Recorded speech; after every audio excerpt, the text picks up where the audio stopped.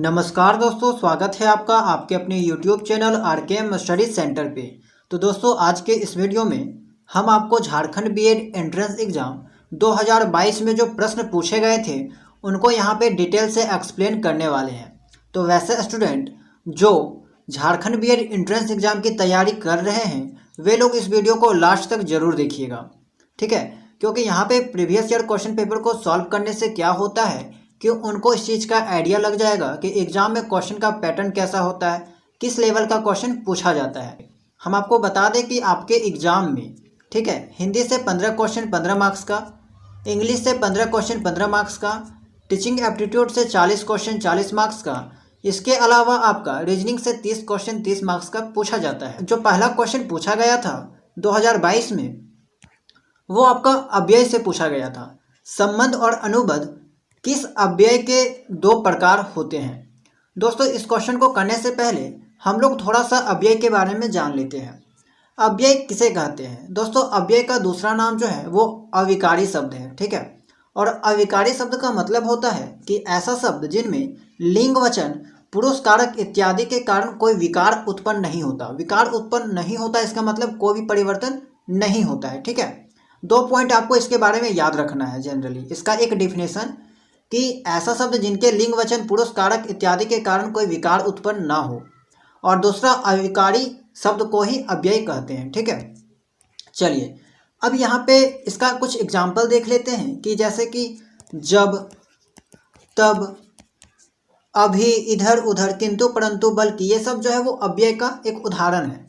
Okay, एक example से हम लोग यहाँ पे अगर समझें इसे तो एक एग्जाम्पल ले लेते हैं कि राम जो है वो कल पटना जाएगा। राम कल पटना जाएगा।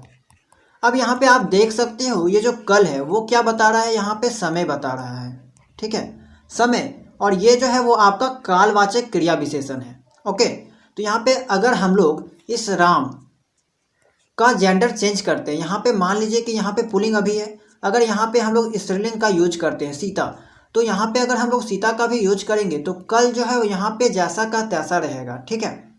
यहाँ पे लिंग चेंज करने के कारण कोई भी परिवर्तन यहाँ पे नहीं होगा, तो यहाँ पे जो है वो आपका कल अव्यय हो जाएगा। इस तरह से जब आप लोग अव्यय चैप्टर को डिटेल से पढ़ोगे तो आपको जो है वो अच्छे से इस चैप्टर को समझ में आएगा। अब यहाँ पे अव्यय के अगर भेद के बारे में बात करें तो अव्यय के जनरली जो है वो 4 भेद होते हैं। पहला भेद का नाम है क्रिया विशेषण, दूसरा आपका जो है वो होता है संबंध बोधक, जिसका दूसरा नाम संबंध सूचक भी कहा जाता है, और तीसरा नाम आपका है समुच्चय बोधक, और चौथा नाम आपका विस्मयादि बोधक। अब बहुत से स्टूडेंट जिन्होंने पढ़ा होगा कि निपात भी इसी में आता है, तो निपात जो है वो आपका अव्यय का भेद नहीं है, ठीक है। आगे आपको वो सब समझ में आएगा जब आप जो है वो इसे डिटेल में पढ़ोगे। अभी आप यही याद रखिए कि अव्यय का जो है वो सामान्यतः 4 भेद होता है। ओके, अब अगर हम बात करें दूसरा जो भेद था संबंध बोधक या फिर संबंध सूचक, उसको अगर आगे चलकर बांटे तो उसका भी यहाँ पे जो है वो 2 भाग में बांटा जाता है प्रयोग के आधार पर। प्रयोग के आधार पर संबंध सूचक अव्यय को 2 भाग में बांटा जाता है। एक होता है संबंध और दूसरा होता है अनुबंध, ठीक है। एक होता है संबंध और दूसरा होता है अनुबंध, और यहीं से जो है वो ये क्वेश्चन बना है। संबंध और अनुबंध जो है वो किस अव्यय के 2 प्रकार है, तो आपका संबंध सूचक यहाँ पे राइट आंसर हो जाएगा। तो आई होप कि आपको जो है वो पहला क्वेश्चन समझ में आ गया होगा। चलिए नेक्स्ट क्वेश्चन देखते हैं। क्रिया विशेषण किसे कहते हैं? वस्तुओं के विषय में विधान करने वाला शब्द, विधान करने वाले शब्दों की विशेषता बताने वाला शब्द, 2 शब्दों या वाक्यों को मिलाने वाला शब्द, इनमें से कोई नहीं। तो देखिए क्रिया विशेषण किसे कहते हैं? क्रिया की विशेषता बताने वाले शब्द को क्रिया विशेषण कहते हैं। फॉर एग्जाम्पल, राम धीरे धीरे चलता है, तो यहाँ पे आप देख सकते हो कि चलना, चलता है, यानी कि चलना जो है वो आपका क्रिया हो गया, और इसका विशेषता कौन बता रहा है? धीरे धीरे। तो यहाँ पे धीरे धीरे जो है वो आपका क्रिया विशेषण हो जाएगा, ठीक है। यहाँ पे आप ध्यान में रखोगे कि क्रिया का दूसरा नाम क्या होता है। क्रिया का जो दूसरा नाम होता है इसको हम लोग कहते हैं कि विधान करने वाला शब्द, ठीक है। दूसरे भाषा में जो है वो इसको कहा जाता है कि विधान करने वाला शब्द को क्रिया कहा जाता है। तो यहाँ पे आप देख सकते हो कि अगर विधान करने वाले शब्द को क्रिया से रिप्लेस कर दे तो आपका क्रिया विशेषण का डेफिनेशन बन जाएगा, यानी कि क्रिया की विशेषता बताने वाला शब्द क्रिया विशेषण कहलाता है, ठीक है। देखिए यहाँ पे क्वेश्चन जो है ऐसा पूछा जाता है जिसमें स्टूडेंट को यहाँ पे कन्फ्यूजन हो, ओके, क्योंकि सीधा सीधी अगर पूछ दिया जाए तो सभी स्टूडेंट इसका टिक कर देंगे, इसीलिए क्वेश्चन में थोड़ा जो है ट्विस्ट कर देता है। चलिए नेक्स्ट क्वेश्चन। डैश शब्द का प्रयोग बहुधा किसी विषय के कुछ उदाहरणों के पश्चात होता है। तो आपने बहुत सारे ऐसे एग्जाम्पल देखे होंगे जिसमें बहुत सारा एग्जाम्पल हो और लास्ट में जो है वो आपका इत्यादि का यूज किया जाता है, तो यहाँ पे आपका जो है वो इत्यादि का होगा, ठीक है। अगर आप किसी का डिफिनेशन दे रहे हो, उसका एग्जाम्पल लिख रहे हो और अगर उसमें बहुत सारा एग्जाम्पल है तो उसके लास्ट में हम लोग क्या करते हैं, डॉट देकर छोड़ देते हैं, उसमें आदि या फिर इत्यादि का उपयोग करके छोड़ देते हैं, ठीक है। तो ये बहुत ही आसान सा क्वेश्चन पूछा गया था। चलिए नेक्स्ट क्वेश्चन देखते हैं। क्वेश्चन नंबर 4 है, शब्दों के पश्चात जो अक्षर या अक्षर समूह लगाया जाता है उसे क्या कहते हैं? अव्यय, उपसर्ग, प्रत्यय, इनमें से कोई नहीं। तो अव्यय के बारे में मैंने आपको बता दिया। उपसर्ग क्या होता है दोस्तों? उपसर्ग को जो है वो इंग्लिश में प्रीफिक्स कहते हैं, ठीक है, प्रीफिक्स। यानी कि अगर हम बात करें कि किसी शब्द के पहले, ठीक है, लग कर उसके अर्थ को बदल दे, उसको हम लोग उपसर्ग कहेंगे। एग्जाम्पल से समझिए कि एक शब्द है जोड़, अगर इसके आगे कम यूज कर देते हैं, हम लोग कम का उपयोग करते हैं, तो यहाँ पे क्या एक शब्द, नया शब्द बन जाएगा, कमजोर, ठीक है। देखिए कम, यहाँ पे जोड़ का अलग मतलब हो जाता है और कमजोर का जो है वो अलग मतलब हो जाता है, राइट। उसी तरह दूसरा एग्जाम्पल के बारे में बात करें तो जैसे कि एक होता है, मान लीजिए कि किस्मत एक शब्द है, अब किस्मत के आगे एक शब्द जोड़ देते हैं, खुशकिस्मत। तो यहाँ पे आप देख सकते हो कि किस्मत का क्या मतलब होता है, कुछ अलग होता है, लेकिन इन दोनों शब्द को मिलाते हैं तो यहाँ पे हो जाता है खुशकिस्मत, ठीक है, खुशकिस्मत। तो यहाँ पे आपका खुश क्या हो गया, उपसर्ग हो गया। किसी शब्द के आगे जो शब्द लगता है उसको हम लोग उपसर्ग कहते हैं। अब प्रत्यय क्या होता है? तो सेम डिफिनेशन आपका है, बस ये जो है वो किसी शब्द के पीछे लगता है। जैसे कि अगर हम यहाँ पे एग्जाम्पल से बात करें तो यहाँ पे एक मूल शब्द ले लीजिए फल, अब इसके लास्ट में, ठीक है, अंत में हम लोग एक शब्द लगा देते हैं वाला, तो यहाँ पे क्या बन गया, फल वाला, ठीक है, फल वाला। तो यहाँ पे आपका वाला जो है वो आपका प्रत्यय शब्द है, क्योंकि ये किसी शब्द के पीछे लगा है और इसके अर्थ को जो है वो बदल दे रहा है। फल मतलब फल जनरली होता है, फल वाला मतलब फल बेचने वाला कह सकते हैं। तो यहाँ पे इसका आंसर क्या हो जाएगा, क्वेश्चन के अकॉर्डिंग शब्दों के पश्चात यानी कि बाद में जो अक्षर या अक्षर समूह लगाया जाता है उसे हम लोग प्रत्यय कहते हैं। तो यहाँ पे आपका ये क्वेश्चन भी क्लियर हो गया होगा। चलिए नेक्स्ट क्वेश्चन देखते हैं। क्वेश्चन नंबर 5 है, जिन वाक्यों में किसी काम के न करने या होने का कथन हो उन्हें क्या कहते हैं? यानी कि ना, ठीक है, मनाही यहाँ पे किया जा रहा है, ठीक है, किसी चीज़ को मना किया जा रहा है, यानी कि नेगेटिव वर्ड है। तो आप आसान से इसका आंसर दे सकते हो, निषेधवाचक यहाँ पे जो है उसे वाक्य कहते हैं, ठीक है, नेगेटिव सेंटेंस। दोस्तों क्वेश्चन नंबर 6 है कि अब मुझसे दौड़ा नहीं जाता, यह वाक्य किस वाच्य का उदाहरण है? कर्तवाच्य, कर्मवाच्य, भाववाच्य या फिर इनमें से कोई नहीं।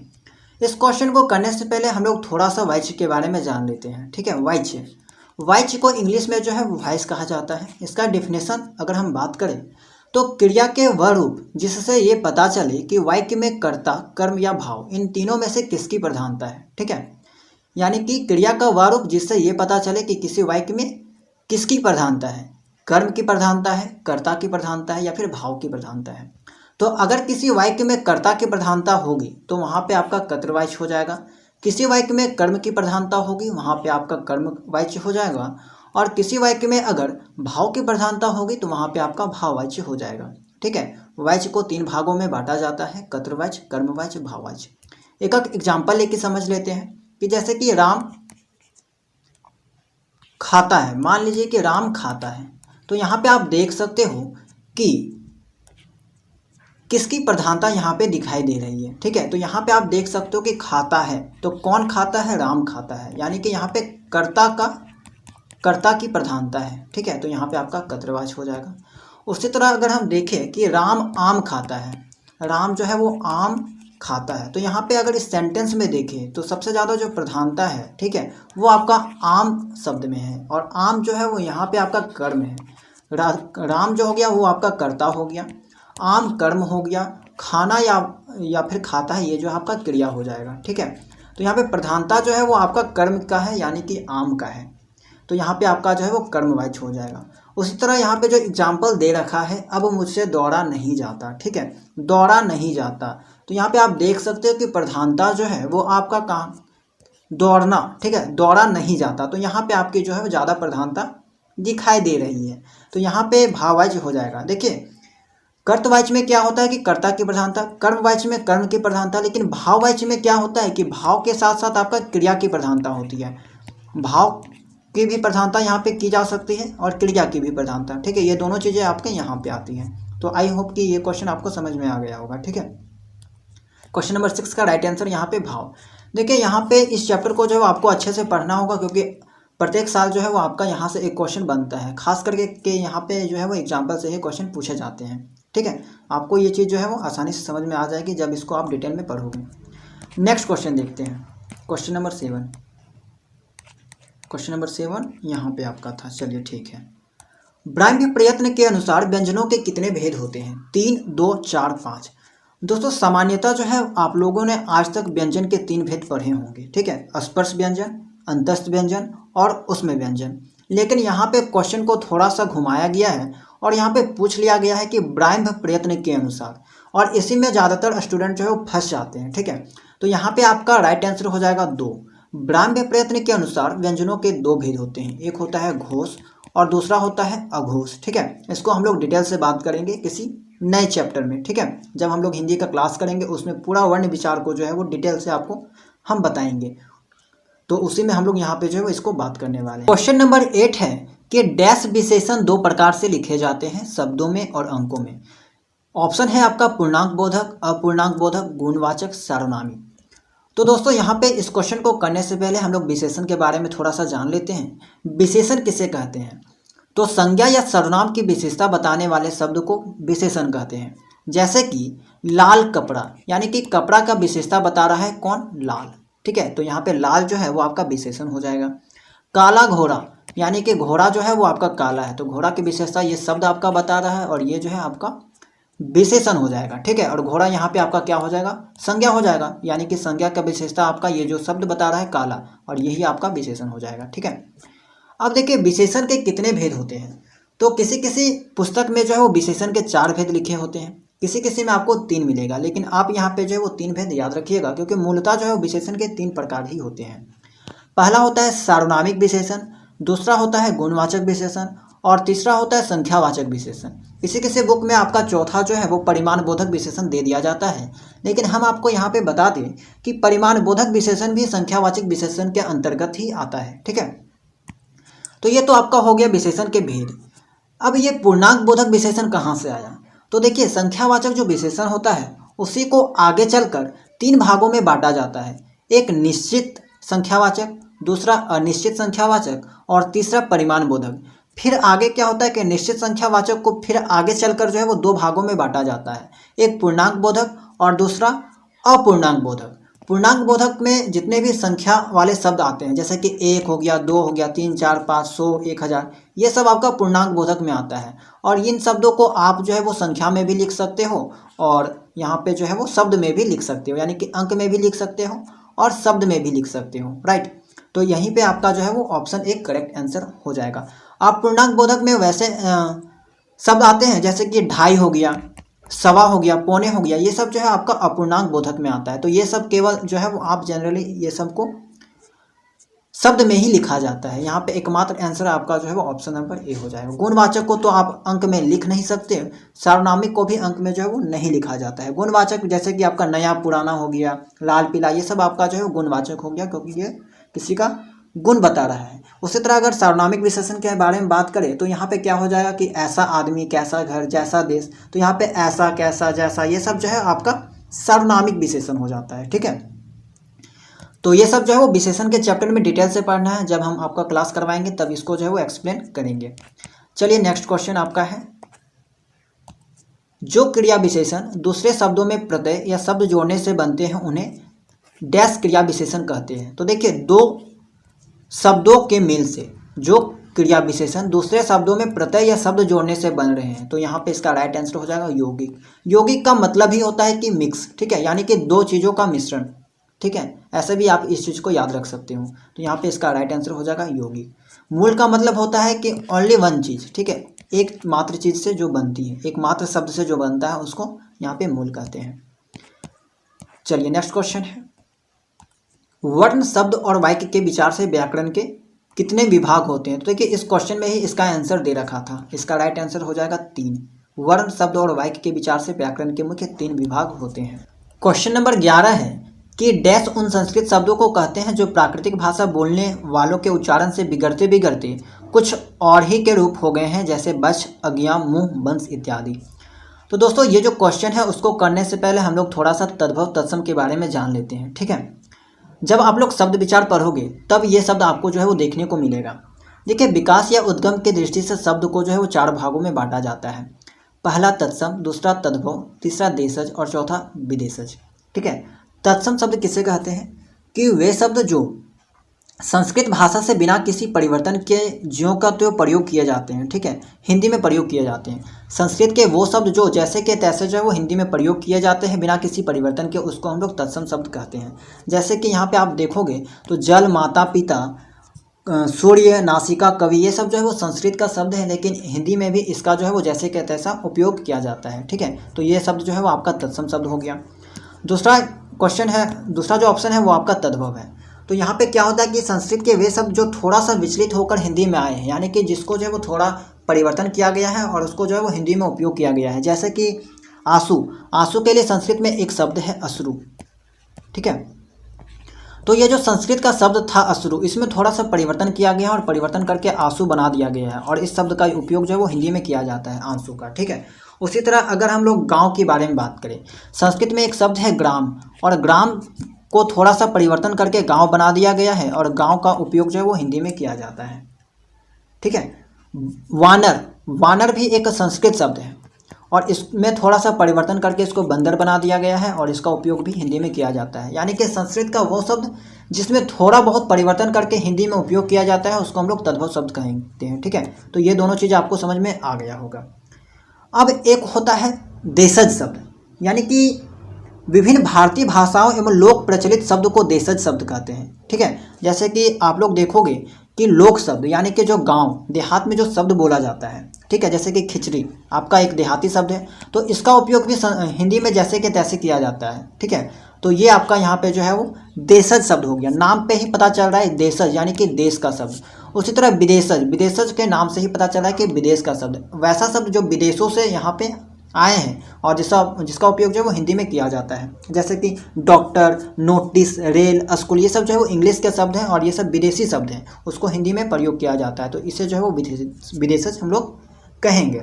अब अर्ध तत्सम क्या होता है, तो ये भी एक तरह का संस्कृत का शब्द होता है, लेकिन ये क्या होता है कि जो प्राकृतिक भाषा बोलने वालों के उच्चारण से बिगड़ते बिगड़ते कुछ और के ही रूप ले लेते हैं, तो ये आपका जो है वो अर्ध तत्सम हो जाएगा। यहाँ पे जो है वो मैंने आपको चारों के बारे में बताया, लेकिन इसका जो डिफिनेशन है वो चारों से मैच नहीं करता था।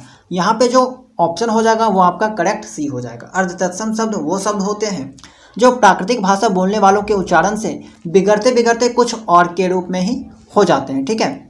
तो यहाँ पे आपका राइट आंसर सी हो जाएगा। तो आई होप कि आपको यहाँ पे जो है वो सभी बातें समझ में आई होगी।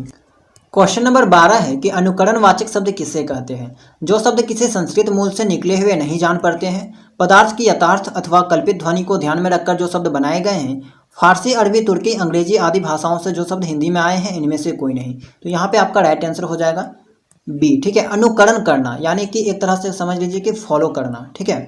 तो पदार्थ की यथार्थ अथवा कल्पित, यानी कि यथार्थ मतलब कि जैसे के तैसे, या फिर कल्पित कह सकते हैं एक तरह से इमेजिन करना, ध्वनि को ध्यान में रखकर जो शब्द बनाए जाते हैं उनको हम लोग अनुकरणवाचक शब्द कहते हैं। इस चीज़ को आप लोग को याद कर लेना है, ठीक है। चलिए नेक्स्ट क्वेश्चन देखते हैं। डैश धातु वे हैं जो किसी दूसरे शब्द से ना बने हैं, तो इसके बारे में भी पहले मैंने बताया था कि मूल धातु वे होते हैं जो अकेले होते हैं, मतलब कि एक वर्ड से या फिर एक वर्ण से मिलके बनते हैं, तो दूसरे शब्द से ना बने हैं वो आपका मूल हो जाएगा। यौगिक का मतलब ही होता है मिक्सर, ठीक है, यानी कि मिश्रण। तो यहाँ पे आपका जो है वो राइट आंसर सी हो जाएगा। चलिए नेक्स्ट क्वेश्चन। प्रतिदिन, प्रतिपल, प्रत्यक्ष आदि शब्द डैश भाषा के अव्यय भाव समास के उदाहरण है, तो यहाँ पे इसका राइट आंसर हो जाएगा ऑप्शन नंबर ए, ठीक है। संस्कृत भाषा के ये सब जो है वो अव्यय भाव समास के उदाहरण है। बहुत लोग यहाँ पे कंफ्यूज हो जाते हैं और हिंदी का आंसर दे देते हैं, ठीक है, लेकिन यहाँ पे आपका जो है वो right answer option number A हो जाएगा। चलिए आखिरी सवाल है जो कि आपके एग्जाम में पूछा गया था। डैश क्रिया अर्थ में अनुमति बोधक क्रिया की विरोधनी है। देखिए विरोधनी है मतलब कि एक तरह से अपोजिशन, ठीक है, अपोजिट। अवकाश बोधक, आरंभ बोधक, आवश्यकता बोधक, इनमें से कोई नहीं। आप इसको जो ऐसे भी समझ सकते हो कि विलोम शब्द के जैसा, कि डैश क्रिया अर्थ में अनुमति बोधक का उल्टा यहाँ पे आप बता दोगे तो यहाँ पे हो जाएगा। देखिए ऑप्शन नंबर ए जो है वो करेक्ट हो जाएगा। इंग्लिश के क्वेश्चन पेपर को सॉल्व करने वाले हैं, तो चलिए हम लोग देखते हैं कि कौन कौन से सवाल आपके पूछे गए थे। ठीक है, देखिए जो दोस्तों पहला जो प्रश्न है वो है आपका क्वेश्चन नंबर 16। ठीक है, नन ऑफ द, यहाँ पे आपका डैश है, hostilities wanted to discuss matters relating to changes in the hostel manual. यहाँ पे आर्टिकल दे रखा है, इनमें से कौन सा आर्टिकल आएगा ये आपको बताना है। ठीक है, आपके एग्जाम में जब इंग्लिश से 15 क्वेश्चन 15 मार्क्स के पूछे जाते हैं, तो यहाँ पे द, ए, एन और नो, तो यहाँ पे इसका राइट आंसर हो जाएगा दोस्तों द। ठीक है, द यहाँ पे जो है वो राइट आंसर हो जाएगा। ये हॉस्टिलिटी जो शब्द है वो आपका क्या है, नाउन है, और ये जो है आपका प्लूरल फॉर्म में यानी कि बहुवचन में है। तो आपको अब यहां से पता चल गया होगा कि इसके साथ कौन सा लगेगा, ए एंड एन तो एक वचन के लिए उपयोग किया जाता है, तो यहाँ पे आपका द लगेगा। ठीक है, देखिए दूसरा जो प्रश्न पूछा गया था वो है Dev suggested that we should be bound by dash code of conduct. इस स्थान पे क्या आएगा ये आपको बताना है। ए आएगा, एन आएगा, द आएगा, नो आर्टिकल रिक्वायर्ड। तो यहाँ पे आपका जो है वो राइट आंसर बन जाएगा ऑप्शन नंबर ए आएगा। ठीक है, Dev suggested that we should be bound by a code of conduct, right. देखिए यहाँ पे सी है तो एन तो आएगा ही नहीं, ये आप समझ सकते हो। इसका मतलब हो गया कि देव ने सुझाव दिया कि हमें एक आचार संहिता से बंधे रहना चाहिए। ठीक है, तो यहाँ पे आपका ए आर्टिकल का यूज किया जाएगा। दूसरा जो क्वेश्चन है आपका, नेक्स्ट क्वेश्चन है गिव एंटोनिम। एंटोनिम आपको बताना है, एवरेज जो शब्द है इसका एंटोनिम क्या होगा, यानी कि विलोम शब्द बताना था। ठीक है, तो एवरेज का मतलब होता है आपका शॉर्टेन, इसको दूसरे नाम से शॉर्टेन कहा जा सकता है, जिसका मतलब हम कह सकते हैं एक छोटा, संक्षिप्त। ठीक है, तो इसका उल्टा क्या हो जाएगा, विस्तार। तो यहाँ पे इनलार्ज जो है वो दोस्तों इसका राइट आंसर हो जाएगा, क्योंकि इनलार्ज का मतलब होता है बड़ा, विस्तार ऐसे कह सकते हो। 19 ब्लिस, ब्लिस का यहाँ पे एंटोनिम बताना है, तो ब्लिस का मतलब होता है जॉय या फिर खुशी कह सकते हो हिंदी में इसका, और खुशी का आपका विलोम आपको पता है दुख होता है, और दुख का इंग्लिश आपका सोरो है। ऑप्शन नंबर ए करेक्ट हो जाएगा। नेक्स्ट क्वेश्चन देखते हैं, क्वेश्चन नंबर 20 आपका पूछा गया था, choose the appropriate synonym. Synonym से क्वेश्चन पूछा गया था, given word from the alternatives given below them. Fatigue, fatigue का मतलब होता है दोस्तों थकान, और थकान का यहाँ पे आपको समानार्थी शब्द यानी कि परिवाची शब्द बताना है, तो टायर्डनेस यहाँ पे आपका राइट हो जाएगा, क्योंकि इसका मतलब भी यहाँ पे आपका हो जाता है थकान। ओके, ऑप्शन ए करेक्ट हो जाएगा। नेक्स्ट क्वेश्चन है आपका, क्वेश्चन टेक से क्वेश्चन पूछा गया था। Question take most important topic, none of the food was wasted. None of the food was wasted. Okay, तो ये यहाँ पे पूछा गया था, आपको बताना है कि कौन सा क्वेश्चन टैग यहाँ पे लगेगा। तो देखिए कोई भी खाना बर्बाद नहीं हुआ, none of the food was wasted, तो यहाँ पे आपका वाज है तो वाज इट लग जाएगा। ठीक है, वाज इट यहाँ पे क्वेश्चन टैग लगेगा। ऑप्शन ए यहाँ पे नहीं लगेगा, क्योंकि यहाँ पे नन जो है वो एक बार नेगेटिव का यूज हो चुका है, राइट। वाज इट यहाँ पे लगेगा। नेक्स्ट है, your father use to be the principal of this college dash, did he, does he, didn't he, doesn't he. ठीक है, तो यहाँ पे डिडंट ही लगेगा। ओके, तुम्हारे पिता इस कॉलेज के प्रिंसिपल हुआ करते थे, तो यहाँ पे आपका डिडंट ही उपयोग किया जाएगा question tag. This movie is directed by Steven Spielberg. ठीक है, तो यहाँ पे इज है तो इजंट ही हो जाएगा। 23 का यहाँ पे ऑप्शन सी करेक्ट हो जाएगा। चलिए 24 आपका क्वेश्चन है, choose the appropriate synonym. Synonym आपको बताना है कि ग्लूटोनी यहाँ पे जो है शब्द है उसका यहाँ पे सिनोनिम्स यानी कि परिवाची शब्द क्या होगा। तो ग्लूटोनी का मतलब यहाँ पे होता है दोस्तों एक तरह से कह सकते हो लालच। ठीक है, ग्लूटोन का मतलब, ग्लूटोनी यहाँ पे हो गया लालच, तो लालच का यहाँ पे समानार्थी शब्द ग्रीडीनेस हो जाएगा, क्योंकि ग्रीडीनेस का मतलब ही यहाँ पे लालच हो जाता है। ठीक है, लोभ, लालच। Question number 25, fill in the blanks with suitable words from the alternatives given below them. Imagine dash singing non-stop for 10 hours belting out 100 songs. तो कौन सा शब्द यहाँ पे फिल होगा, समथिंग, नन, समवन, इज। तो इमेजिन समवन, समवन यहाँ पे होगा, someone singing non stop for 10 hours belting out 100 songs। ठीक है। 26 the victim had sustained dash injurious when a three wheeler hit him from behind. तो यहाँ पे बैड, हाइनस, ग्रीवियस, एक्यूट। तो यहाँ पे आपका राइट आंसर हो जाएगा 26 का ग्रीवियस। ठीक है, ग्रीवियस यहाँ पे जो है वो राइट आंसर हो जाएगा। इसका मतलब हुआ कि एक तिपहिया वाहन, ठीक है, जिसका 3 चक्का हो, तो तिपहिया वाहन ने उसे पीछे से टक्कर मार दी जिससे वह गंभीर रूप से घायल हो गया। ठीक है, तो यहाँ पे ग्रीवियस यहाँ पे राइट आंसर हो जाएगा। जनरली जो है वो इंजूरियस जो शब्द है, ठीक है, ये जो घायल शब्द है इंजूरियस, तो इसका उपयोग जो है एडजेक्टिव को डिफाइन करने के लिए किया जाता है। किस तरह के एडजेक्टिव को? जैसे कि आपका ग्रीवियस हो गया, फैटल हो गया, तो इन सब एडजेक्टिव को डिफाइन करने के लिए आपका ये शब्द का उपयोग किया जाता है। क्वेश्चन नंबर 27 है कि the सिटीजनरीज distrust in institutions and lack of confidence in the government have caused a dash slowdown, lengthy, continuous, prolonged और extended।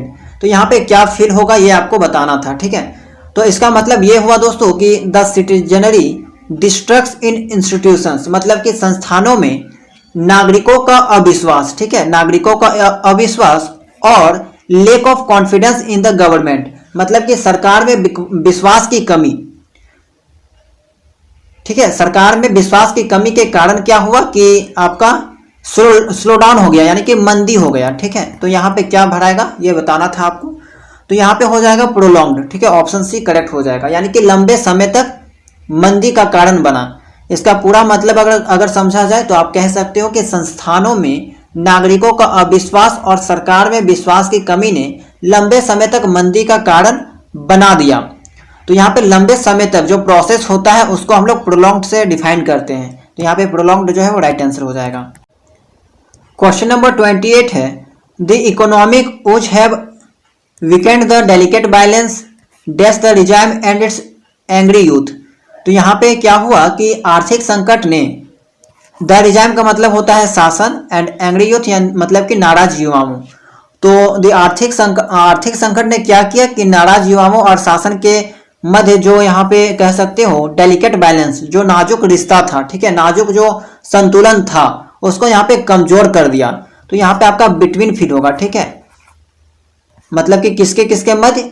शासन और नाराज युवाओं के बीच में। तो यहाँ पे आपका बिटवीन होगा। 29 है Arya is satisfied with neither profile nor salary. Nor यहाँ पे आपका हो जाएगा, ऑप्शन सी करेक्ट हो जाएगा। ठीक है, क्वेश्चन नंबर 30 में आपको इधर को फाइंड आउट करना था। ऑप्शन है आपका Nirav's love for everything Indian was eloquently demonstrated in his serve of tea to Lady Minto who was on a visit to the Kashi temple, और डी आपका है नो इरर। तो इन तीनों में से कहाँ पे मिस्टेक था ये आपको बताना था। ओके, तो यहाँ पे आप सर्व जो देख सकते हो, ठीक है, सर्व देख रहे हो, तो यहाँ पे आपका सर्व नहीं होगा, सर्विंग होगा, और इसी ऑप्शन में आपका इरर था। राइट, बाकी आपका सब कुछ करेक्ट था। तो चलिए पहला जो प्रश्न है वो है आपका क्वेश्चन नंबर 31, राष्ट्रीय शिक्षण योजना और प्रशासन विश्वविद्यालय मुख्यतः डैश से संबंधित है? शैक्षिक पर्यवेक्षण, शैक्षिक एकता, शिक्षा नीति में प्रबंधन, शैक्षिक मूल्यांकन। तो यहाँ पे आपका जो है वो ऑप्शन नंबर सी करेक्ट हो जाएगा, यानी कि मैनेजमेंट इन एजुकेशन पॉलिसी से जो है वो यहाँ पे NUEPA रिलेटेड है। नेक्स्ट क्वेश्चन, विद्यार्थी डैश में अपने आप हल ढूंढते हैं? अंतरक्रिया विधि, डिस्कवरी विधि, दोनों, कोई नहीं। तो यहाँ पे आपका जो है ऑप्शन नंबर बी करेक्ट हो जाएगा, डिस्कवरी मेथड। जब हम टीचिंग एप्टीट्यूड का क्लास लेंगे उस टाइम हम आपको बताएंगे कि इंट्रैक्शन मेथड किसे कहते हैं, डिस्कवरी मेथड किसे कहते हैं। ठीक है, इसके अलावा और भी आपको बहुत सारे मेथड के बारे में पढ़ना है, उन सभी चीज़ों के बारे में हम लोग जो है वो डिटेल में एक्सप्लेन करेंगे। चलिए नेक्स्ट क्वेश्चन है आपका, निम्नलिखित में से किस सूची में भारतीय संविधान के 42वें संशोधन अधिनियम 1976 द्वारा शिक्षा को हस्तांतरित किया गया है? केंद्रीय सूची, समवर्ती सूची, राज्य सूची, उपरोक्त सूची में से कोई नहीं। तो यहाँ पे आपका जो है वो 33 का ऑप्शन नंबर बी करेक्ट हो जाएगा, यानी कि समवर्ती सूची। क्वेश्चन नंबर 34, निम्नलिखित में से कौन दूरदर्शन का शैक्षिक टेलीविजन चैनल है? गुरुकुल, ज्ञान भारती, ज्ञान दर्शन वन, और डी ऑप्शन है आपका विद्या। तो यहाँ पे आपका ज्ञान दर्शन वन करेक्ट हो जाएगा। क्वेश्चन नंबर 35 है कारण और प्रभाव संबंध डैश अनुसार, ठीक है। यहाँ पे क्वेश्चन जो है वो थोड़ा कट रहा है। कारण और प्रभाव संबंध डैश अनुसंधान विधियों द्वारा स्थापित किए गए हैं, क्लिनिकल, तुलनात्मक, विकासात्मक, प्रायोगिक। तो यहाँ पे जो है वो क्वेश्चन नंबर 35 का ऑप्शन नंबर डी यानी कि प्रायोगिक, एक्सपेरिमेंटल जो है वो यहाँ पे करेक्ट हो जाएगा। चलिए नेक्स्ट क्वेश्चन देखते हैं। क्वेश्चन नंबर 36 है, डैश वह डिग्री है जिससे एक परीक्षण मापता है कि उसे क्या मापना चाहिए, वस्तुनिष्ठता, विश्वसनीयता, वैधता, प्रयोज्यता। तो यहाँ पे आपका जो है वो 36 का ऑप्शन नंबर सी यानी कि वैलिडिटी जो है वो यहाँ पे करेक्ट हो जाएगा। वैलिडिटी जो है वो वह डिग्री है जिससे एक परीक्षण मापता है कि उसे क्या मापना चाहिए। क्वेश्चन नंबर 37, डैश का अर्थ है प्रत्येक छोटे कदम को वांछित लक्ष्य या व्यवहार की ओर मजबूत करना। 4 ऑप्शन है, क्विंग, सकारात्मक अभ्यास, संकेत, आकार देना। तो यहाँ पे क्वेश्चन नंबर 37 का ऑप्शन नंबर डी जो है वो करेक्ट हो जाएगा, आकार देना। चलिए नेक्स्ट क्वेश्चन देखते हैं। क्वेश्चन नंबर 38 है, एक 25 वर्षीय लड़के का IQ क्या होगा जिसकी मानसिक आयु 16 वर्ष है। तो यानी कि यहाँ पे आपका IQ निकालना है। तो दोस्तों IQ का एक जो है वो फॉर्मूला आपका होता है, ठीक है। फॉर्मूला आपका यहाँ पे जो है वो एक IQ का होता है, ये हम आपको बता रहे हैं। मानसिक आयु बाय वास्तविक आयु इंटू 100, इस टाइप का एक फॉर्मूला होता है IQ का, और इसी के अकॉर्डिंग जो है वो आप यहाँ पे लिख सकते हो। तो देखिए क्या यहाँ पे आपका इसको हम लोग सॉल्व करते हैं। मानसिक आयु यहाँ पे बच्चा का जो है वो 16 दे रखा है, वास्तविक आयु 25 है और इंटू 100, तो 25 चौक 100, 16 चौक 64, यानी कि 64 यहाँ पे राइट आंसर आना चाहिए। ऑप्शन नंबर ए यहाँ पे जो है वो आपका करेक्ट हो जाएगा। नेक्स्ट क्वेश्चन, फॉर्मूला आपको याद रखना है। IQ वाला फॉर्मूला जो है वो आपको याद कर लेना है कि मानसिक आयु अपॉन वास्तविक आयु इंटू 100, ठीक है। चलिए क्वेश्चन नंबर 39 यानी कि 39, अधिक संख्या वाली कक्षा को पढ़ाने वाले शिक्षक के लिए कौन सी तकनीक सबसे अच्छी है, वाद विवाद, चर्चा व्यवहारिक, व्याख्यान के साथ समूह कार्य, व्याख्यान और कक्षा नोट्स, स्वाध्याय और प्रश्न पूछना, ठीक है। सॉरी, स्व अध्याय है ये, स्व अध्याय और प्रश्न पूछना, ठीक है। तो क्वेश्चन नंबर 39 के यहाँ पे सी जो है वो करेक्ट हो जाएगा, व्याख्यान और कक्षा नोट्स। सामाजिक रूप से उपयोगी उत्पादक कार्य के प्रणेता, ठीक है, प्रणेता थे, कौन थे ये आपको बताना है। आदिशेष्या समिति, ईश्वर भाई पटेल समीक्षा समिति, राममूर्ति समिति, संपूर्णानंद समिति।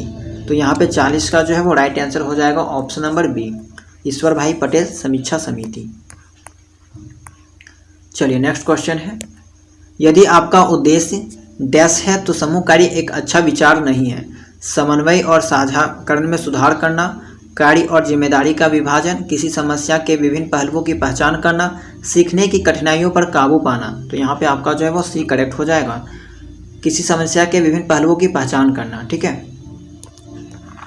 चलिए नेक्स्ट क्वेश्चन, किसी व्यवसाय का चुनाव डैश पर निर्भर करता है, परिवेश में आसानी, व्यवसाय से उत्पन्न आय, शिक्षार्थी की रुचि और कौशल, एक छात्र द्वारा स्कूल में सीखे गए विषय।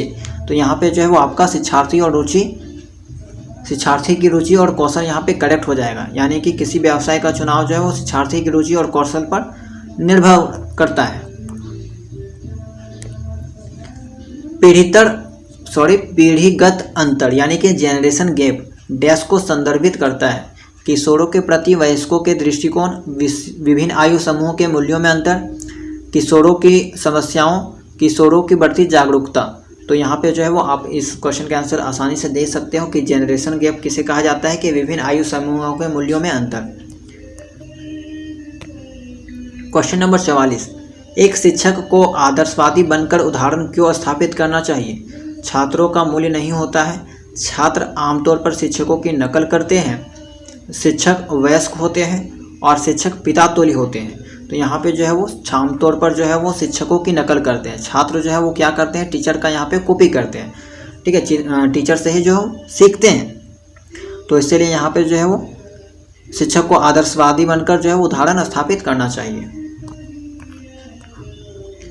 क्वेश्चन नंबर 45 है, एक शिक्षक को छात्रों के साथ कैसा व्यवहार करना चाहिए? सामान्य, पिता, मित्र, नेता। तो यहाँ पे जो है वो 45 का right answer option number D हो जाएगा।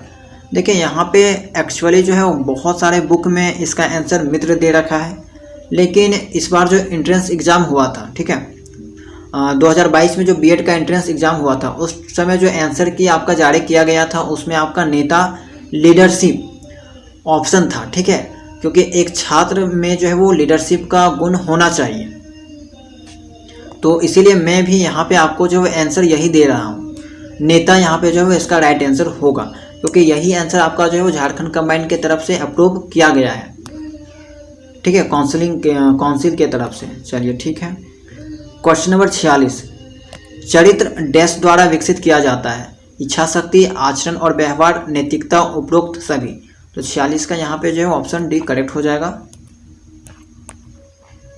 चलिए नेक्स्ट क्वेश्चन, शिक्षक प्रभावशीलता को बढ़ाने के लिए शिक्षा में अंतःक्रिया विश्लेषण श्रेणी प्रणाली का विकास किसने किया? फ्लेंडर, रेयन, एमिडॉन और साइमन रिचर्ड ओवर। तो यहाँ पे जो है वो 47 का ऑप्शन नंबर ए फ्लेंडर जो है वो करेक्ट हो जाएगा। ओके, मनोविश्लेषण का जनक है, मनोविश्लेषण का जनक, ठीक है, तो यहाँ पे जो है वो आपका साइको एनालिसिस का जो फादर है वो आपका ऑप्शन नंबर डी यानी कि सिगमंड फ्राइड को कहा जाता है। ओके, इसे आपको याद रखना है, सिगमंड फ्राइड। चलिए नेक्स्ट क्वेश्चन, आपकी कक्षा में एक आक्रामक छात्र है, यानी कि एग्रेसिव स्टूडेंट, ठीक है, यानी कि कह सकते हैं कि जिन्हें गुस्सा आता है, लगातार जो है वो छोटी छोटी बातों पे गुस्सा करता है, वैसे स्टूडेंट। आप उसे संभालने के लिए निम्नलिखित में से किसे अपनाएंगे? उसे आक्रामक तरीके से कार्य करने का अवसर देंगे, उससे आक्रामकता के हानिकारक परिणामों के बारे में समझाएं, उसे दंडित करें, उसे बेहद निराशाजनक और शर्मनाक स्थिति में डाल दें। तो यहाँ पे आपका जो बी करेक्ट आंसर हो जाएगा। एक टीचर होने के नाते आपको जो है ये कदम उनके साथ उठाना चाहिए। 50 है, शिक्षण के संज्ञानात्मक सिद्धांत के प्रस्तावक है N L. Gage, Shiv Kumar Mitra, B F. Skinner, McDonald. तो यहाँ पे जो है 50 का ऑप्शन है करेक्ट हो जाएगा, एन.एल. गेज। कक्षा में बात करना और अनुशासनहीनता का संकेत है। अनुशासनहीन छात्र दोहराव के कारण बोरियत, सिखाई गई चीज़ों के बारे में भ्रम, व्याख्यान बिंदुओं का सारांश नहीं करना। तो यहाँ पे जो है वो बी करेक्ट हो जाएगा, दोहराव के कारण बोरियत। कक्षा में बात करना और अनुशासनहीनता का संकेत है, यानी कि टीचर जो है बार बार एक ही चीज़ को वहाँ पे रिपीट कर रहे हैं, ठीक है।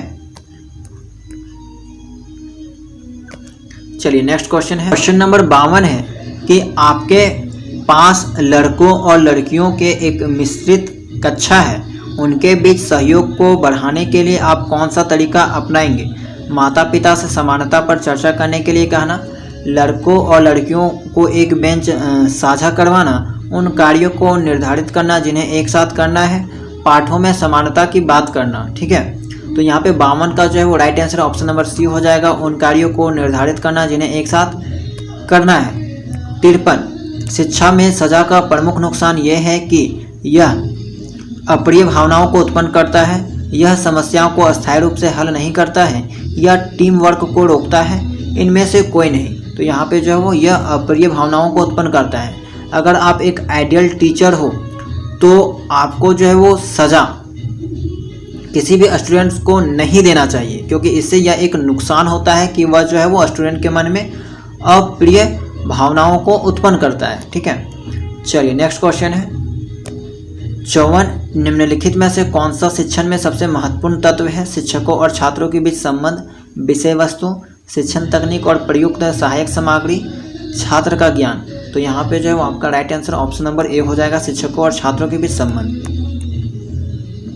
चलिए क्वेश्चन नंबर 55, अध्ययन अध्यापन प्रक्रिया में अभिप्रेरण उपागम डैश की ओर जाता है, विशेष से सामान्य, ज्ञात से अज्ञात, सरल से जटिल, उपरोक्त सभी। तो यहाँ पे जो है आपका ऑप्शन नंबर डी करेक्ट हो जाएगा, यानी कि विशेष से सामान्य भी जाता है, ज्ञात से अज्ञात भी और सरल से जटिल की ओर, ठीक है। तो यहाँ पे ऑप्शन नंबर डी जो है वो तीनों करेक्ट हैं। 56, छात्रों का भावनात्मक समायोजन यानी कि एडजस्टमेंट डैश में प्रभावी होता है, व्यक्तित्व निर्माण, कक्षा शिक्षण, अनुशासन, उपरोक्त सभी। तो यहाँ पे 56 का जो है वो डी करेक्ट हो जाएगा, उपरोक्त सभी। शिक्षण सहायक सामग्री के किस समूह श्रेणी में ब्लैकबोर्ड को शामिल किया जा सकता है? Audio aids, visual aids, audio visual aids, उपरोक्त में से कोई नहीं। तो विजुअल एड्स वैसा सामग्री जिसको जो है हम लोग देख के सीखते हैं, ठीक है। तो विजुअल एड्स के अंतर्गत आपका जो है ब्लैकबोर्ड को शामिल किया जाता है। 58 इंट्रापर्सनल कम्युनिकेशन क्या है? एक होता है इंटरपर्सनल कम्युनिकेशन और दूसरा होता है इंट्रापर्सनल कम्युनिकेशन। तो यहाँ पे आपका इंट्रापर्सनल आया हुआ है।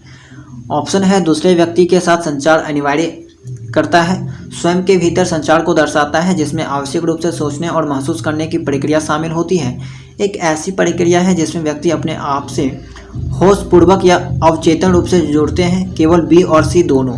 तो यहाँ पे 58 का जो है वो डी करेक्ट है, बी और सी, यानी कि स्वयं के भीतर संचार को दर्शाता है जिसमें आवश्यक रूप से सोचने और महसूस करने की प्रक्रिया शामिल होती है, एक ऐसी प्रक्रिया है जिसमें व्यक्ति अपने आप से होशपूर्वक या अवचेतन रूप से जुड़ते हैं। इंट्रापर्सनल कम्युनिकेशन का मतलब हुआ ऑप्शन बी और सी यहाँ पे करेक्ट हो जाएगा, ठीक है, ऑप्शन नंबर डी।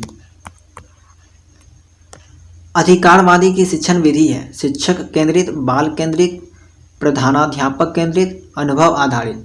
तो यहाँ पे जो है वो शिक्षक केंद्रित हो जाएगा। अधिकारवादी की शिक्षण विधि जो है वो आपका शिक्षक केंद्रित होती है। क्वेश्चन नंबर 60 है, नैतिक विकास के महत्वपूर्ण सिद्धांतों में से एक किसके द्वारा प्रस्तावित किया गया है? Lawrence Kohlberg, Erich Fromm, Daniel Goleman, Benjamin Bloom. तो यहाँ पे जो है आपका ऑप्शन नंबर ए करेक्ट हो जाएगा, लॉरेंस कोहलबर्ग, ठीक है। नैतिक विकास के महत्वपूर्ण सिद्धांतों में से किसके द्वारा प्रस्तावित किया गया है? लॉरेंस कोहलबर्ग के द्वारा। देखिए यहाँ पे फिर से आपका आ चुका है, पहले आया आपका इंट्रापर्सनल कम्युनिकेशन, अब आ चुका है आपका इंटरपर्सनल कम्युनिकेशन, ठीक है, पारस्परिक संचार। तो इसका मतलब होता है जस्ट उसका उल्टा हो गया, यहाँ पे अपोजिट होगा, ठीक है। दूसरे व्यक्ति के साथ संचार अनिवार्य करता है, ठीक है, एक साइड का यहाँ पे जो एक करेक्ट हो जाएगा, दूसरे व्यक्ति के साथ संचार अनिवार्य करता है। यही सेम ऑप्शन आपको वहाँ पे भी दे रखा था, लेकिन वहाँ पे हम लोगों ने बी और सी को करेक्ट किया था, तो यहाँ पे आपका एक करेक्ट हो जाएगा। आगे का ऑप्शन पढ़ने का यहाँ पे जो है आवश्यकता नहीं है, आप इसको जो है वो टिक कर सकते हो। चलिए नेक्स्ट क्वेश्चन देखते हैं। इंट्रापर्सनल कम्युनिकेशन के महत्वपूर्ण तत्व है स्व अवधारणा, धारणा, उम्मीदें, उपरोक्त सभी। तो यहाँ पे जो बर्ड साइड का आपका डी करेक्ट हो जाएगा। सेल्फ कॉन्सेप्ट, स्व अवधारणा, देखिए वही सब क्वेश्चन जो है वो घुमा फिरा कर आपका पूछा जा रहा है 3 बार। इंटरपर्सनल और इंट्रापर्सनल जो कम्युनिकेशन है उसी से आपका यहाँ पे 3-4 क्वेश्चन बन चुका है। अब इंट्रापर्सनल संचार के लिए आधार प्रदान करता है क्योंकि यह नियंत्रित करता है कि कोई व्यक्ति स्वयं को कैसे मानता है और अन्य व्यक्तियों की ओर उन्मुख होता है। स्व अवधारणा जिसे स्व जागरूकता भी कहा जा सकता है, ए व बी दोनों सही है। तो 63 का यहाँ पे जो है वो ऑप्शन नंबर सी करेक्ट हो जाएगा। फिर से नेक्स्ट क्वेश्चन आया है आपका, उसी से रिलेटेड है। स्व अवधारणा में निम्नलिखित में से कौन से कारक शामिल है? विश्वास, मूल्य, अभिवृत्तियां, उपरोक्त सभी। तो यहाँ पे जो है वो आपका ऑप्शन नंबर डी करेक्ट हो जाएगा, उपरोक्त सभी। इन ये जो तीनों है वो आपका स्व अवधारणा में आता है, सेल्फ कॉन्सेप्ट में। पैरसाइट, स्वतंत्र भारत में पहले शिक्षा मंत्री कौन थे? स्वतंत्र भारत के पहले शिक्षा मंत्री कौन थे? Maulana Abdul Kalam Azad, doctor K L. Shrimali, Shri Humayun Kabir, Shri M.C. Chagla, ठीक है। तो 65 का ए आपका करेक्ट हो जाएगा।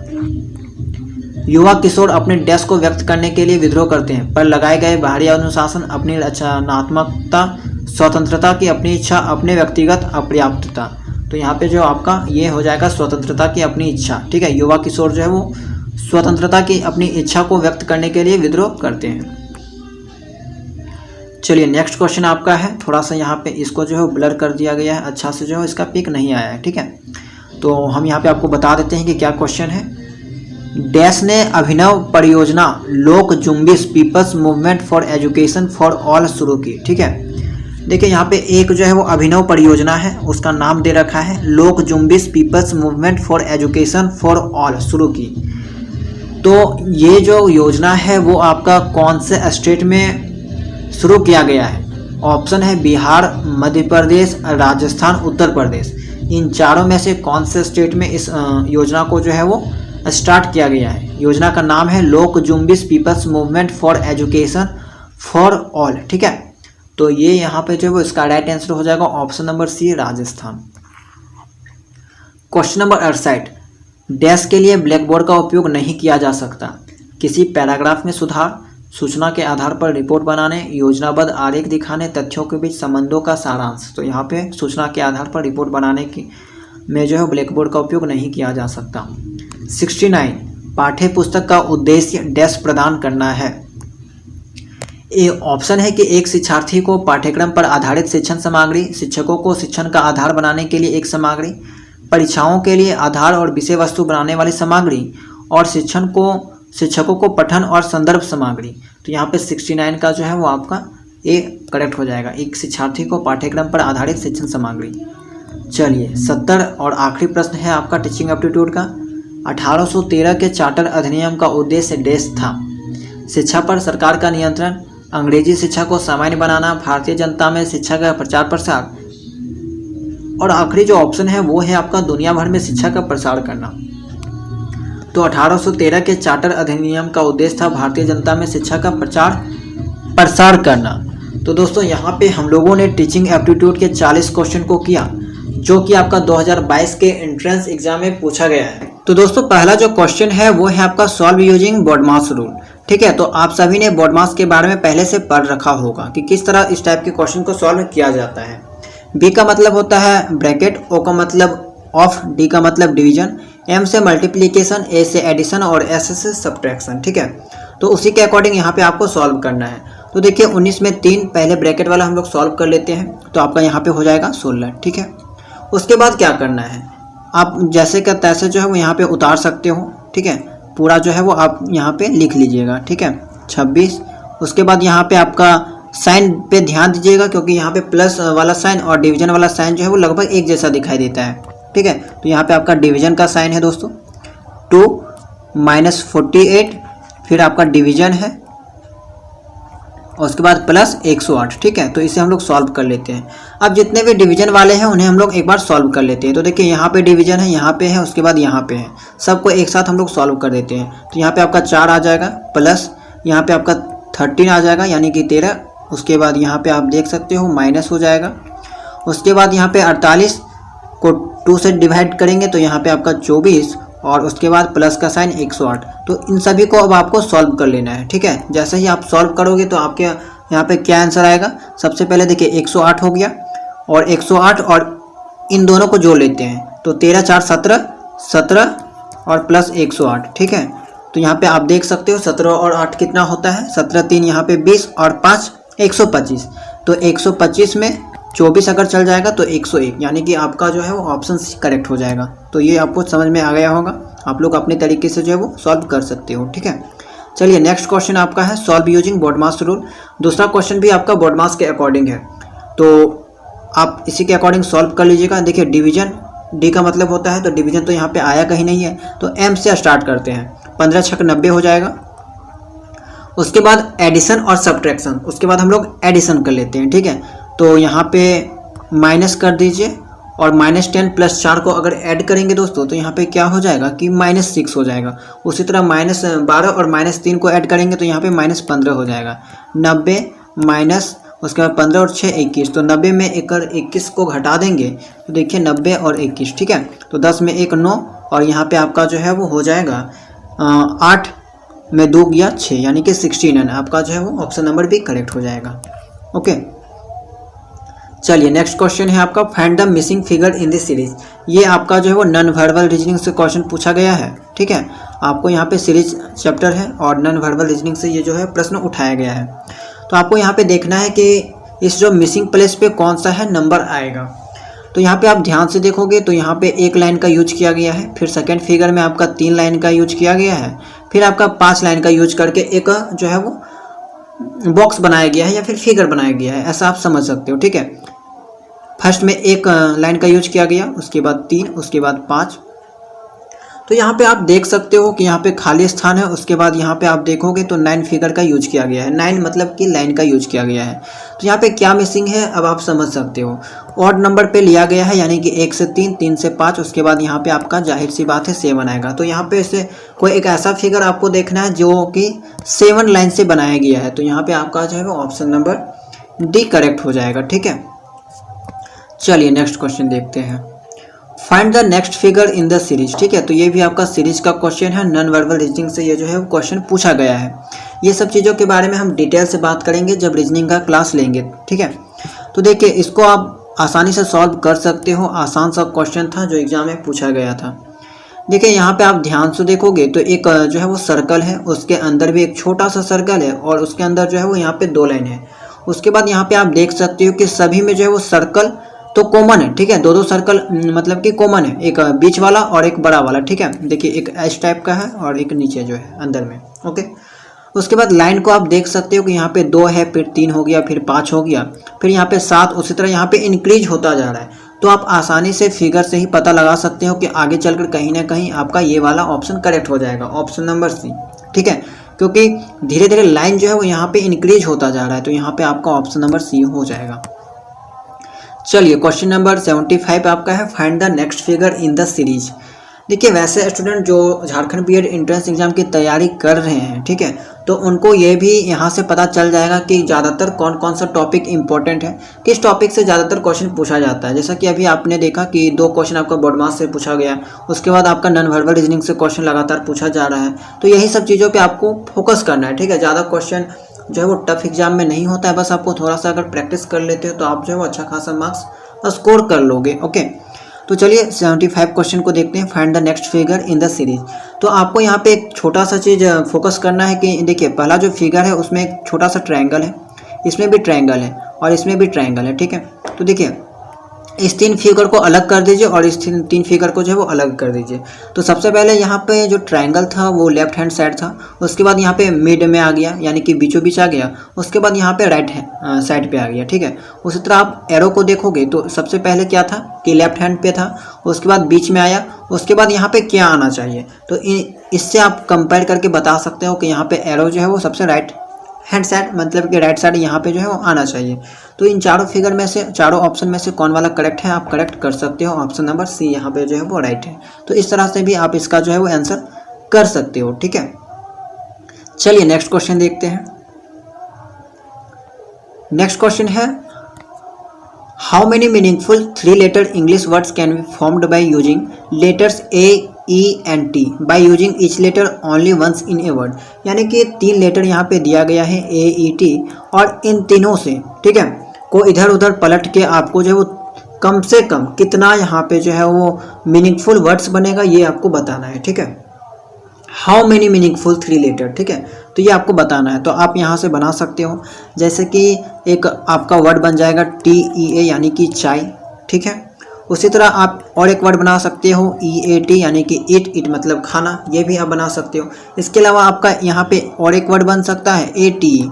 अब बहुत से यहाँ लोग यहाँ पे कंफ्यूज करेंगे तो कि एट मतलब भी खाना होता है। ठीक है, तो यहाँ पे हम आपको बता दें कि एट भी एक मीनिंगफुल वर्ड है, क्योंकि यहाँ पे एट जो है वो ईट का ही वर्ब टू है। ठीक है, तो आप इसको भी बना सकते हो, इसको आप नहीं छोड़ सकते। ठीक है, यहाँ पे क्योंकि मीनिंगफुल लेटर की बात किया गया है तो आप इसको जो है बना सकते हो। तो यहाँ पे जो है आपका ऑप्शन नंबर सी करेक्ट हो जाएगा। ज़्यादातर स्टूडेंट्स के दिमाग में जो है ये दोनों ऑप्शन आ जाता है, लेकिन ये आपका जो है वो नहीं आता है। तो ये सब चीज़ें आपको ध्यान में रखनी है, चाहे आपका उसका वर्ब का कोई भी फॉर्म बन रहा हो, आपको यहाँ पे जो है वो करेक्ट करना है, उसे जो है इंक्लूड करना है। दोस्तों क्वेश्चन नंबर 77 है कि find the wrong number in the series.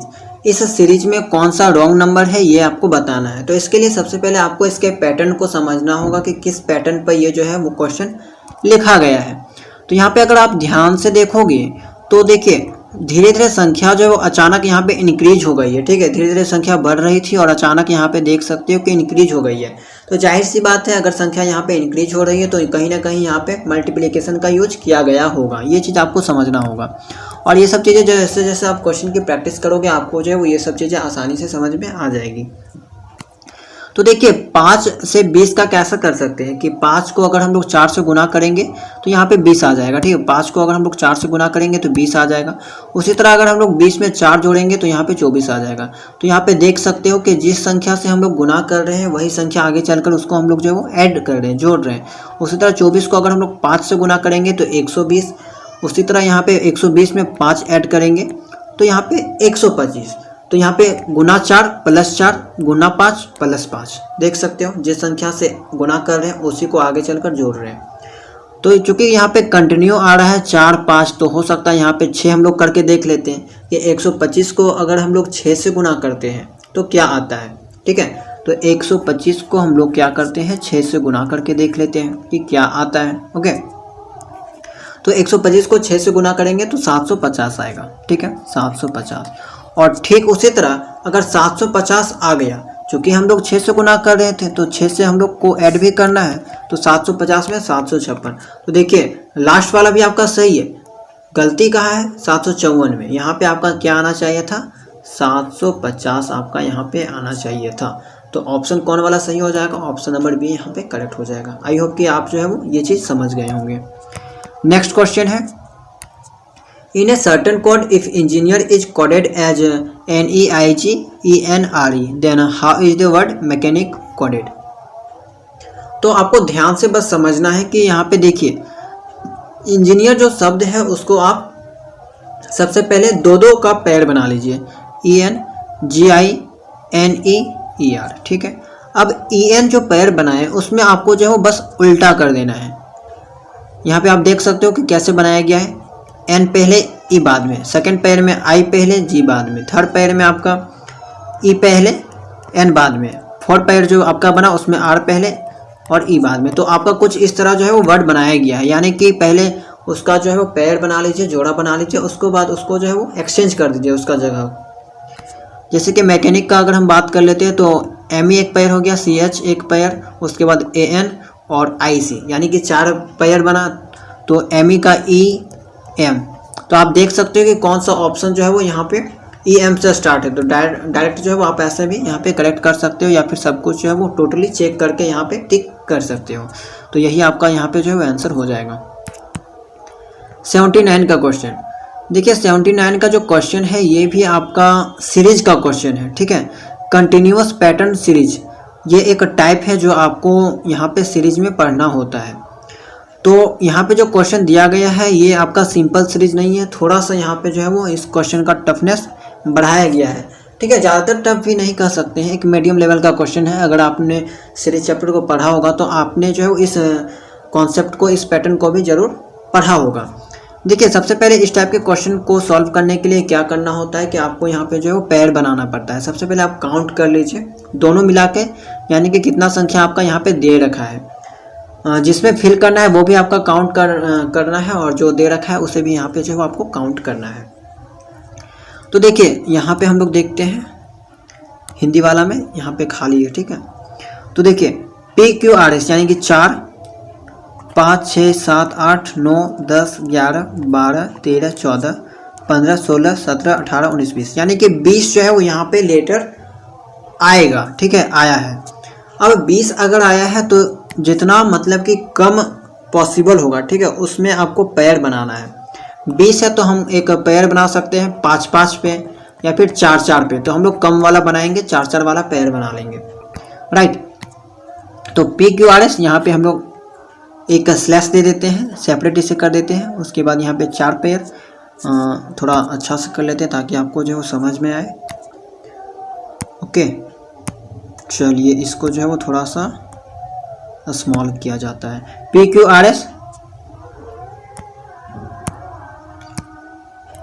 PQRS ठीक है। सेकेंड जो आपका 4 में बनाते हैं ये हो गया, उसके बाद डैश S डैश, उसके बाद यहाँ पे आपका Q में यहाँ पे चल जाएगा Q, ये भी आपका 4 हो गया। ये भी देखिए 4 4 का यहाँ पे जो है पेयर बन चुका है। अब आपको यहाँ पे फिल करना है कि क्या भराएगा। ओके, ऑप्शन से आप कर सकते हो, ऐसे भी कर सकते हो। देखिए अगर हम पहला पेयर की बात करें तो यहाँ पे देख सकते हो कि पूरा जो क्वेश्चन है वो 4 ही वर्ड से बना है, PQRS इस टाइप का क्वेश्चन से बना है। तो PQS पहला वाला में तो आ चुका है, क्या मिसिंग है R यहाँ पे आप भर दीजिए। ठीक है, अब सेकेंड वाला में देखिए, क्या पहला वाला से कंपेयर करने पे क्या सेकेंड वाला सेम आ रहा है? बिल्कुल नहीं आ रहा है। यहाँ पे आप देख सकते हो कि किस टाइप का लिखा गया है, RSP। तो यहाँ पे क्या मिसिंग है दोस्त? यहाँ पे मिसिंग है आपका क्यूब फिल कर दीजिए, ऐसे कर सकते हो। उसके बाद यहाँ पे देख सकते 2 को तो आपका हो गया काम PQRS, उसके बाद आप सेकेंड वाला में देखोगे तो QRSP, यानी कि एक छोड़ के एक लिखा जा रहा है कि RS यहाँ पे लिखा गया, उसके बाद इसको छोड़ दिया गया, QRS से लिखा गया। इसको जो है वो जो छोड़ा जा रहा है उसको फिर से पीछे में से इंक्लूड किया जा रहा है, ठीक है, तो QRSP। तो तीसरा में आपका क्या होगा, आप समझ गए होंगे अब पैटर्न, RSP, उसके बाद Q को लास्ट में कर दीजिए, RSPQ, यहाँ पे आपका हो जाएगा तीसरा पेयर में RSPQ, ठीक है। उसी तरह आप पहला वाला को फिर लास्ट कर दीजिए, SPQR, आपका यहाँ पे हो जाएगा SPQR, ठीक है। उसी तरह आप फिर से PQRS, ये आपका हो जाएगा। तो इस तरह अगर आप फिल करोगे तो आपका यहाँ पे ऑप्शन जो है वो C करेक्ट हो जाएगा। ये पैटर्न आपका यहाँ पे जो है वो उपयोग किया गया है। चलिए नेक्स्ट क्वेश्चन आपका देखते हैं कि क्या पूछा गया था। दिए गए प्रश्न में एक पैराग्राफ दिया है जिससे संबंधित प्रश्न है। पैराग्राफ को सावधानी पूर्वक पढ़कर उस पर दिए गए प्रश्न का उत्तर दीजिए। दुर्घटनाओं की रोकथाम के लिए यह आवश्यक है कि सुरक्षा उपकरणों का उपयोग न केवल आवृत्त मशीनरी की सुरक्षा के लिए किया जाए, बल्कि मैकेनिक को सुरक्षा नियमों के निर्देश भी दिए जाएं, जिसका अनुपालन वे अपनी सुरक्षा के लिए अनिवार्य रूप से करें, और प्लांट में प्रकाश की पर्याप्त व्यवस्था हो। यह पैराग्राफ इस कथन का सबसे अधिक समर्थन करता है कि औद्योगिक दुर्घटनाएं, ठीक है, तो हमेशा परिहारी होते हैं, अज्ञानता के कारण हो सकती है, पूरी तरह से दूर नहीं किया जा सकता है, निकाला जा सकता है। तो दोस्तों यहाँ पे पैसेज पे जो कथन स्टेटमेंट दे रखा है उसके अकॉर्डिंग यहाँ पे सबसे अधिक सूटेबल कौन सा ऑप्शन है ये आपको टिक करना है। तो यहाँ पे अगर आप पैराग्राफ को पढ़ोगे तो यहाँ पे एक वर्ड यूज किया गया है अनिवार्य, यानी कि कंपलसरी, जरूरी, ठीक है। तो देखिए यहाँ पे अगर ये सब चीज़ों को ध्यान में रखा जाए, सुरक्षा नियमों के निर्देश भी दिए जाए जिसका अनुपालन वे अपनी सुरक्षा के लिए अनिवार्य रूप से करे, ठीक है, और प्लांट में प्रकाश के पर्याप्त व्यवस्था, मतलब कि सब कुछ ठीक ठाक रहा, ठीक है। तो यहाँ पे क्या चीज़ नहीं हो जा सकता है कि औद्योगिक दुर्घटनाएं भी जितने भी होती हैं उसे जो यहाँ पे निकाला जा सकता है, ठीक है। अगर एक स्किल वहाँ पे वर्कर हो, सभी जो है वो अनिवार्य रूप से वहाँ के नियमों का पालन करें, तो वहाँ पे जितनी भी दुर्घटनाएं हैं उसे जो है वहाँ से बाहर निकाला जा सकता है। तो ये आपका यहाँ पे एक्यूरेट आंसर हो जाएगा, राइट। दोस्तों क्वेश्चन नंबर 81 है कि find the odd man out June, April, May, November. तो दोस्तों अगर आप ध्यान दोगे तो जून में आपका 30 दिन होता है, अप्रैल में आपका 30 दिन होता है, मई में आपका 31 दिन होता है और नवंबर में आपका 30 दिन होता है। तो अब आप बता सकते हो कि कौन सा यहाँ पे ऑड हो जाएगा, मई, ठीक है। ऑप्शन नंबर सी यहाँ पे जो है वो इनके जाति से अलग हो जाएगा, तो ऑप्शन नंबर सी यहाँ पे राइट हो जाएगा। नेक्स्ट क्वेश्चन है find the odd man out. तो ये भी आपका क्लासिफिकेशन का क्वेश्चन है और इसमें आपको बताना है कि इन चारों ऑप्शन में कौन सा जो है यहाँ पे ऑड है, यानी कि अलग जाति का है। तो आप ध्यान दोगे तो आपको पता चलेगा कि रेनबो में जो कलर होता है उसमें आपका ग्रीन भी पाया जाता है, रेड भी पाया जाता है, येलो भी पाया जाता है, ब्राउन जो है वो उसमें अवेलेबल नहीं होता। तो यहाँ पे आपका जो है वो ये इनके जाति से अलग हो गया, यानी कि 82 का ए नंबर आंसर होगा। चलिए नेक्स्ट क्वेश्चन आपका फिर से क्लासिफिकेशन का है। लगातार जो है वो 3 क्वेश्चन आपका क्लासिफिकेशन से पूछा गया है। तो अगर आप अच्छे से झारखंड बीएड एंट्रेंस एग्जाम की तैयारी करना चाहते हो तो आपको जो है वो बस ऐसे चैप्टर को फोकस करना है जिससे लगातार क्वेश्चन पूछा जाता है। तो आपका जो क्लासिफिकेशन वाला चैप्टर बहुत ही इंपॉर्टेंट है, इसमें आपको जो है वो ज़्यादा ध्यान देना है। तो आपका यहाँ पे देखिए चारों ऑप्शन पे आप देख सकते हो कि पहला भी ऑड है, दूसरा भी ऑड है, तीसरा भी ऑड है और चौथा जो है वो एक इवन नंबर है, यानी कि सम और विषम संख्या का यहाँ पे कॉन्सेप्ट है और इसके अकॉर्डिंग आप जो है वो यहाँ पे आंसर को टिक कर सकते हो। ऑप्शन डी यहाँ पे जो है वो अलग हो जाएगा। चलिए 84 है आपका find the next number in the series. तो 144 है, 196, 256।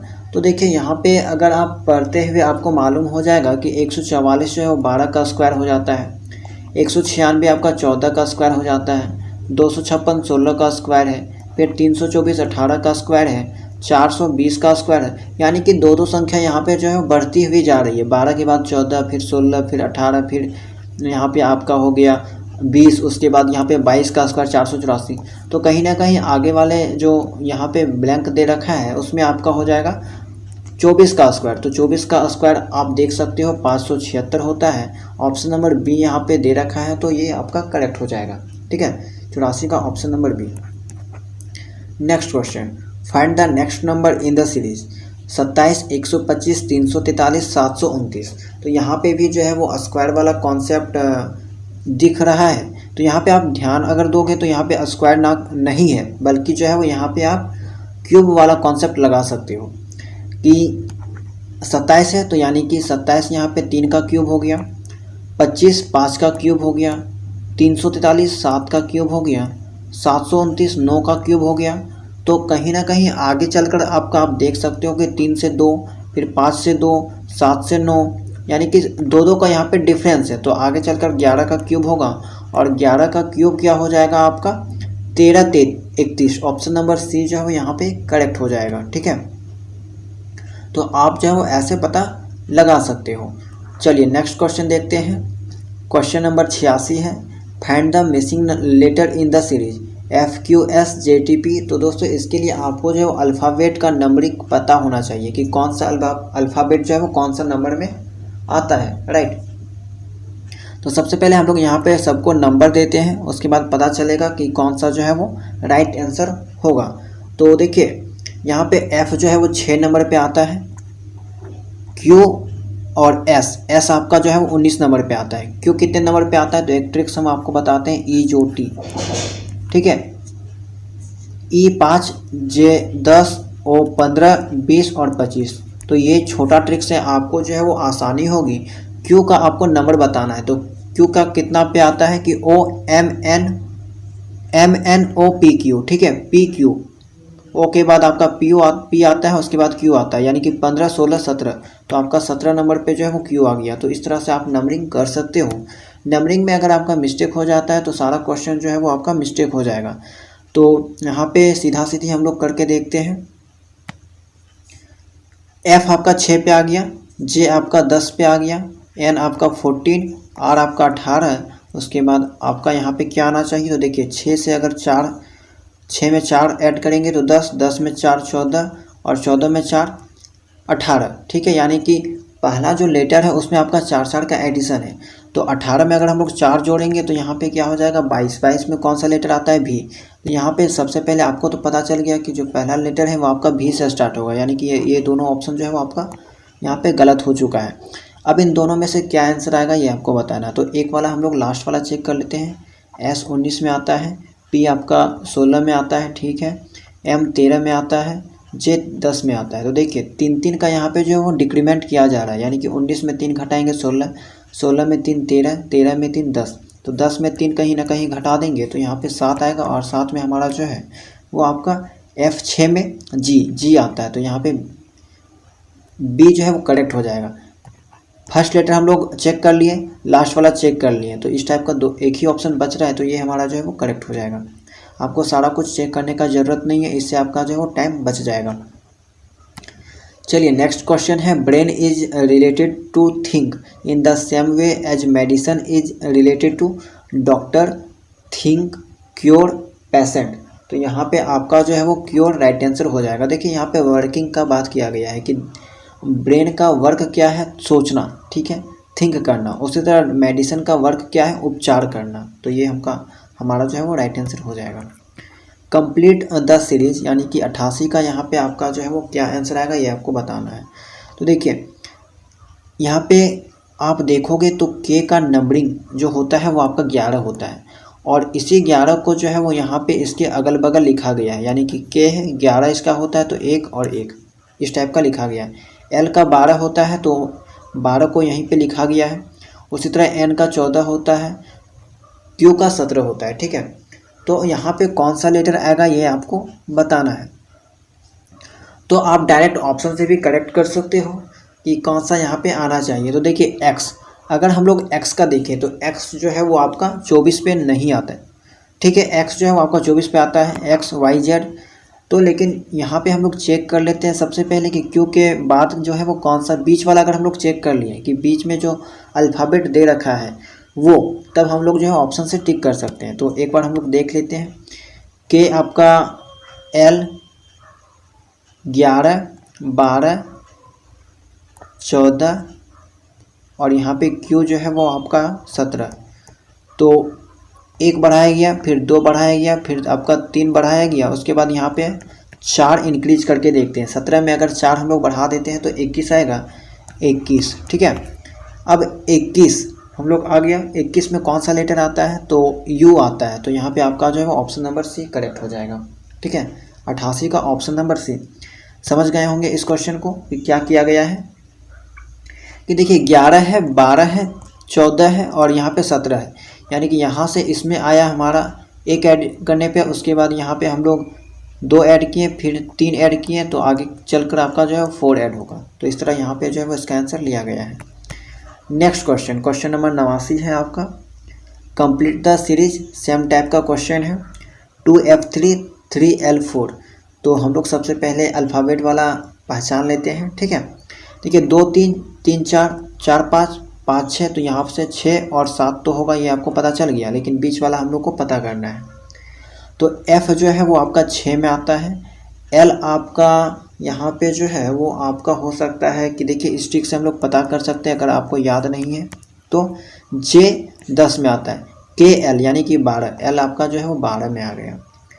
TST तो यहाँ पे T 20 में आ गया और D आपका 4 में आ गया। तो देखिए 6 में 6 का जोड़े 12, उसके बाद 12 में 8 20, 20 में फिर यहाँ पे क्या हो गया, अगर 10 जोड़ेंगे तो यहाँ पे आपका जो है वो क्या आ जाएगा, 20 में 10 30, तो यहाँ पे 26 तक लेटर होता है, 26 और 4 D, तो D यहाँ पे जो है वो आपका इस तरह टाइप का आया, यानी कि 26 तक हम लोग गए Z तक, उसके बाद फिर 4 से जो है वो स्टार्ट हो गया, यानी कि ABCD 4। तो यहाँ पे देखिए 6 8 10, तो उसके बाद 12 ऐड करेंगे, तो D में अगर हम लोग 12 ऐड करेंगे तो क्या आएगा, तो D आपका 4, उसके बाद इसमें 12 ऐड किए तो 12 4 16, 16 में कौन सा अल्फ़ाबेट आता है ये आपको बताना है। तो फिर से इजोटी वाला ट्रिक्स देख लेते हैं। O आपका 15 में, O के बाद क्या आता है P, तो P आपका 16 में आएगा, तो P वाला यहाँ पे जो है वो राइट आंसर हो जाएगा, ऑप्शन नंबर A यहाँ पे करेक्ट हो जाएगा, ठीक है। चलिए नेक्स्ट क्वेश्चन देखते हैं अब हम लोग। Question number 90। यदि संख्या 5 3 8 6 17 43 में सभी विषम जोड़ दिया जाए, विषम अंकों को जोड़ दिया जाए और सभी सम अंकों से 2 घटा दिया जाए, तो इस प्रकार बनी संख्या में कितने अंक कम से कम 2 बार आएंगे। तो क्वेश्चन को आप लोग ध्यान से समझिएगा कि यहाँ पे जो संख्या दे रखा है, इनमें से जितना भी ऑड नंबर है उनमें हम लोग क्या करेंगे, 1 जोड़ेंगे, और जितना इवन नंबर है उसमें हम लोग 2 घटा देंगे, ठीक है। तो इस प्रकार बनी संख्या में कितने अंक कम से कम 2 बार आएंगे। तो देखिए 5 है सबसे पहले संख्या, आप देख सकते हो, तो 5 चूँकि ऑड है तो इसमें हम लोग 1 जोड़ देंगे तो 6 हो गया। 3 भी आपका ऑड है, इसमें भी 1 जोड़ देंगे, 4 हो गया। 8 आपका इवन है, 6 भी आपका इवन है, तो इवन में 2 घटाना है, ठीक है। तो 8 का यहाँ पे 6 हो जाएगा, 6 का 4 हो जाएगा, ठीक है। 1 ऑड है, 7 भी ऑड है, तो 1 ऑड है तो उसमें 1 जोड़ेंगे 2, 7 में 1 जोड़ेंगे 8, 4 इवन है तो इवन में घटाना है, 2 घटाना है 2, और 3 एक ऑड है, 1 ऑड में 1 जोड़ देना है तो आपका हो जाएगा 4। तो ये नया संख्या हमारा बना 6 4 6 4 2 8 2 4। तो देखिए यहाँ पे जो है 2 8 2 4, ठीक है, यहाँ पे जो है वो ये संख्या आपका बना, ठीक है। इसे आप लोग चेक कर लीजिएगा, 6 4 6 4 2 8 2 4। तो यहाँ पे अब पूछा गया है कि नई संख्या में कितने अंक कम से कम 2 बार आएंगे। तो 6 आपका 2 बार आया, 4 आपका 2 बार आया, 2 आपका 2 बार आया, तो कहीं ना कहीं आपका 3 आंसर हो जाएगा, ठीक है। तो 3 संख्या आपका है, 6 है, 4 है, 2 बार आ रहा है कम से कम, तो आपका यहाँ पे 3 जो है वो ऑप्शन नंबर सी करेक्ट हो जाएगा। क्वेश्चन नंबर 91 है कि संख्या सादृश्यता को हल करें, ठीक है। एनालॉजी का क्वेश्चन है आपको। 24 का जो संबंध 576 से है, 32 का वही संबंध आपका किससे है, ये आपको बताना है, ठीक है। तो देखिए 24 का 576 से कैसा संबंध है, तो यहाँ पे 24 का अगर हम लोग स्क्वायर करते हैं तो 576 आता है, तो उसी तरह हम लोग जो है वो 32 का स्क्वायर अगर हम लोग करेंगे तो यहाँ हमारा जो है वो 10 24 आएगा, यानी कि 1024। तो ये हमारा ऑप्शन पे दे रखा है, तो यही हमारा जो है वो राइट आंसर हो जाएगा। नेक्स्ट क्वेश्चन भी आपका एनालॉजी से पूछा गया है इसमें आपको बताना है कि 13 का जो संबंध 42 से है, 65 का वही संबंध किससे है। ठीक है, तो 13 और 42 में क्या संबंध है, तो यहाँ पे आप देख सकते हो कि अगर हम लोग 13 को 3 से गुना करते हैं तो 13 का 13, 13 दूनी 26, 13 तिया 39। लेकिन यहाँ पे 13 को अगर 3 से गुना करके 3 ऐड करते हैं तो हमारा जो है वो 42 आ जाता है। ठीक है, 39, 13 तिया 39 और 39 3 42। ठीक है, तो यही सेम चीज़ हम लोग जो है वो 65 के साथ करके देखेंगे। 65 यहाँ पे आपका है, 65 को 3 से गुना करते हैं सबसे पहले और उसके बाद 3 ऐड करेंगे। ठीक है, और ऑप्शन में चेक करेंगे कि दे रखा है या फिर नहीं।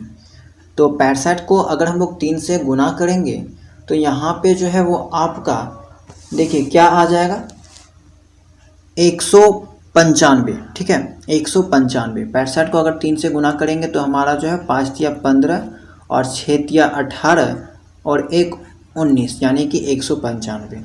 अब 195 में 3 ऐड करेंगे तो 198। ऑप्शन चेक करते हैं, ऑप्शन ए में जो है वो 198 दे रखा है, तो ये हमारा राइट आंसर हो जाएगा। चलिए नेक्स्ट क्वेश्चन है, 9 का जो संबंध 99 से है, 5 का वही संबंध है। तो यहाँ पे बहुत से लोग जो है वो कंफ्यूज होके डायरेक्ट टिक जो है वो सी कर देंगे कि 9 का 99, 5 का यहाँ पे 25।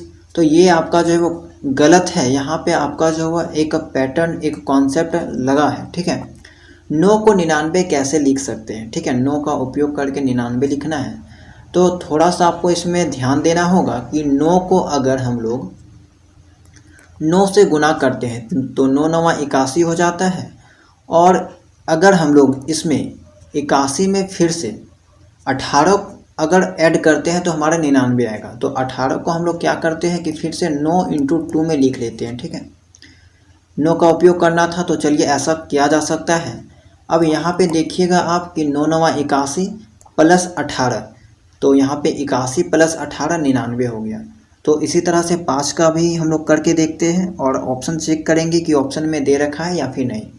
तो 5 को 5 से गुना करते हैं प्लस 5 को 2 से यहाँ पे गुना करके जोड़ देते हैं, तो 25 प्लस 10 यानी कि 35। ऑप्शन चेक करते हैं, 35 है तो बिल्कुल दे रखा है, ऑप्शन ए यहाँ पे करेक्ट हो जाएगा। फिर से हमारा क्लासिफिकेशन का क्वेश्चन आ चुका है। पहले हम लोगों ने कंटिन्यूसली 3 क्लासिफिकेशन का क्वेश्चन किया था, फिर से आपका क्लासिफिकेशन का क्वेश्चन जो है वो आ चुका है। इनमें से बेमेल संख्या ज्ञात करें, ऑड संख्या आपको बताना है।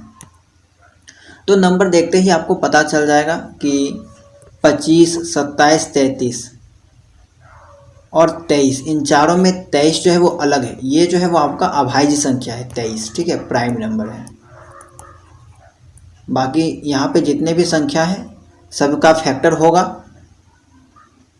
खुद के अलावा कोई और संख्या का। जैसे कि यहाँ पे समझ लीजिए 5 का फैक्टर अगर हम लोग करेंगे तो ये 1 से अगर डिवाइड हो जाएगा, उसके बाद 5 से होगा, 25 से होगा, 27 आपका 1 से होगा, 3 से होगा, 9 से होगा, फिर 27 खुद होगा, 33 का आपका 1 से होगा, 11 से होगा, 3 से होगा। लेकिन 23 यहाँ पे जो है वो ओनली 1 से होगा और एक खुद से होगा, और ऐसे संख्या को हम लोग प्राइम नंबर कहते हैं। तो यहाँ पे जो है आपका ऑप्शन नंबर डी करेक्ट हो जाएगा। क्वेश्चन नंबर 95, इनमें से बेमेल ज्ञात कीजिए। फिर से आपका क्लासिफिकेशन का क्वेश्चन आ गया, यानी कि देख लीजिए आप लोग क्लासिफिकेशन से 5 क्वेश्चन पूछा गया था झारखंड बीएड एंट्रेंस एग्जाम 2022 में। तो कितना इंपॉर्टेंट चैप्टर है, आपको प्रैक्टिस करना है, और क्वेश्चन भी ज़्यादा टफ नहीं है। ठीक है, बस क्वेश्चन की प्रैक्टिस करना है। तो इनमें से बेमेल ज्ञात कीजिए, ABC, BCD, CD, DE, F। तो यहाँ पे देखिए चारों में से अगर आप ध्यान दोगे तो पहला ऑप्शन में आपका ए है, यानी कि कह सकते हैं कि वॉवेल है। दूसरा में वॉवेल आपका नहीं है। वॉवेल क्या होता है, A, E, I, O, U। ठीक है, तीसरा ऑप्शन में आपका E एक वॉवेल है। चौथा में भी आपका E है, यानी कि एक वॉवेल है। यानी कि तीनों ऑप्शन में आपका एक ना एक वॉवेल है, लेकिन ऑप्शन नंबर बी में एक भी वॉवेल नहीं है। ठीक है, तो यहाँ पे ऑप्शन नंबर बी जो है वो इनके जाति से अलग हो जाएगा, राइट आंसर। 96, AFKPO आगे कौन सी संख्या आएगी ये आपको बताना है। तो देखिए A जो है वो आपका 1 नंबर में आता है, F 6 में आता है, K आपका जो है वो 11 में आता है, P आपका 16 में आता है और U आपका 21 में आता है।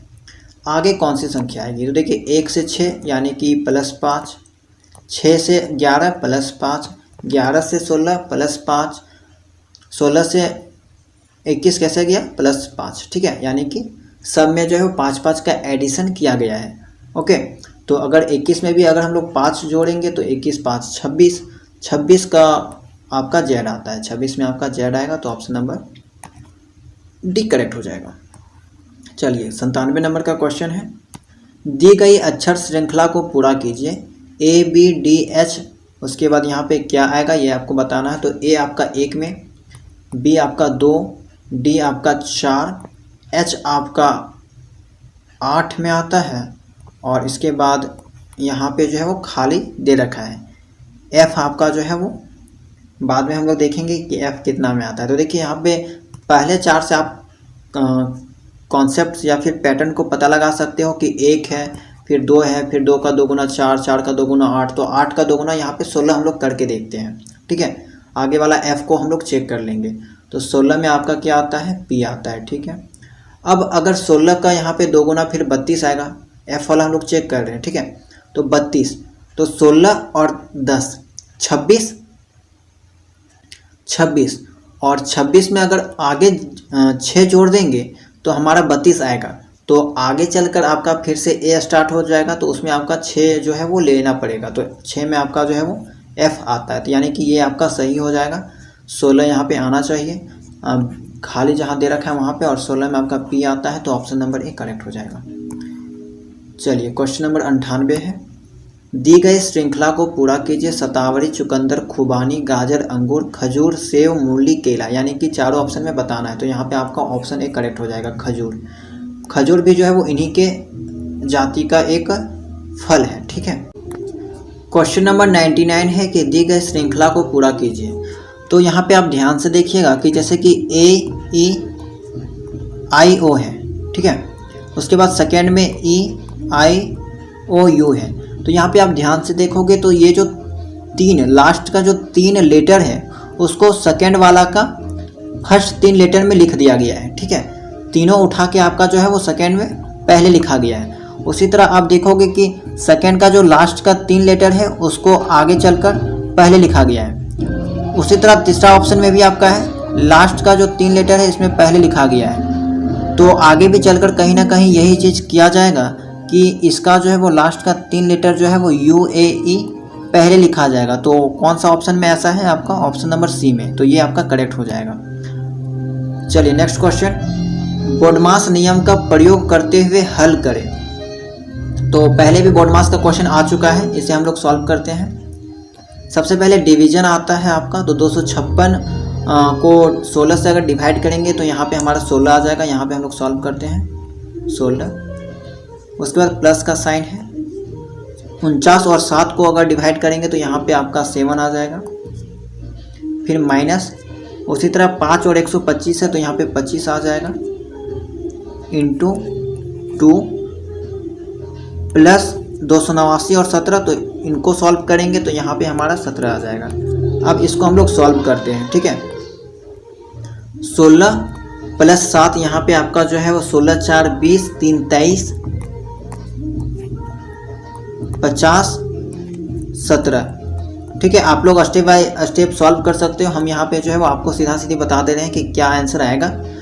23 और 17 यहाँ पे आपका जो है वो हो जाएगा 40 माइनस 50। तो 40 में अगर 50 को माइनस करेंगे तो जाहिर सी बात है -10 बचेगा। तो यहाँ पे ऑप्शन नंबर A जो है वो करेक्ट हो जाएगा, -10। तो दोस्तों यहाँ पे हम लोगों ने रीजनिंग का 30 क्वेश्चन को सॉल्व किया। ठीक है, और ये सब वे क्वेश्चन थे जो 2022 के बीएड के एंट्रेंस एग्जाम में पूछे गए थे। आपको अब इससे पता चल गया होगा कि एग्जाम में क्वेश्चन का पैटर्न कैसा होता है, क्वेश्चन का लेवल कैसा होता है। ठीक है, ताकि आपको रीजनिंग का जब आप तैयारी करोगे तो आपको जो है वो थोड़ा यहाँ पे जो है वो हेल्प मिलने वाला है।